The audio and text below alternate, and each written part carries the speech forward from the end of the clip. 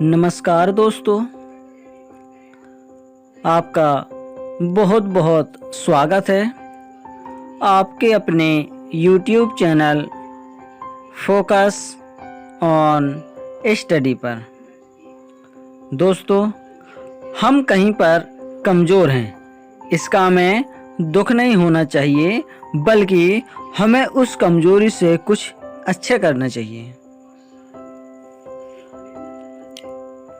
आज हम देखेंगे फूटा घड़ा, एक बेहद प्रेरणादायक कहानी।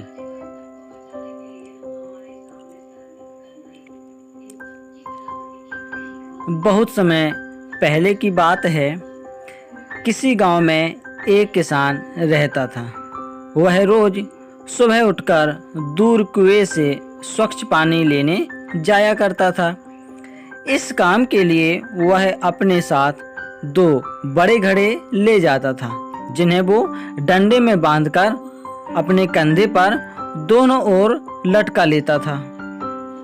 उनमें से एक घड़ा कहीं से फूटा हुआ था और दूसरा एकदम सही था। इस वजह से रोज घर पहुंचते पहुंचते किसान के पास 1.5 घड़ा ही पानी बच पाता था।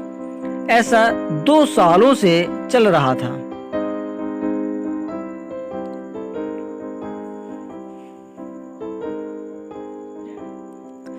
सही घड़े को इस बात का घमंड था कि वो पूरा का पूरा पानी घर पहुंचाता है और उसके अंदर कोई कमी नहीं है।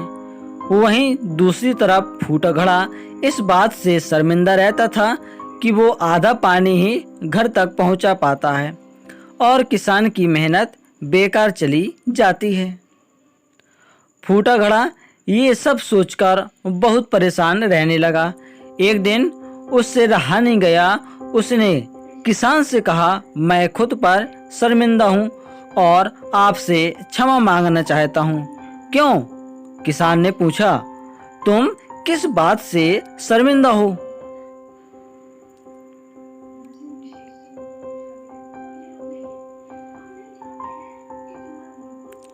शायद आप नहीं जानते, पर मैं एक जगह से फूटा हुआ हूँ और पिछले 2 सालों से मुझे जितना पानी घर पहुँचाना चाहिए था, बस उसका आधा पानी ही पहुँचा पाता हूँ। मेरे अंदर बहुत बड़ी कमी है और इस वजह से आपकी मेहनत बर्बाद होती रहती है। फूटे घड़े ने दुखी होती हुए कहा। किसान को घड़े की बात सुनकर थोड़ा दुख हुआ और वह बोला, कोई बात नहीं, मैं चाहता हूँ कि आज लौटते वक्त तुम रास्ते में पड़ने वाले सुंदर फूलों को देखो।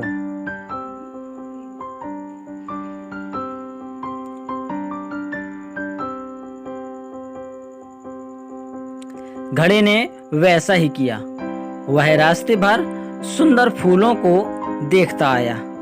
ऐसा करने से उसकी उदासी कुछ दूर हुई, पर घर पहुंचते पहुंचते फिर उसके अंदर से आधा पानी गिर चुका था। वो मायूस हो गया और किसान से क्षमा मांगने लगा। किसान बोला, शायद तुमने ध्यान नहीं दिया, पूरे रास्ते में जितने भी फूले वो बस तुम्हारी तरह ही थे।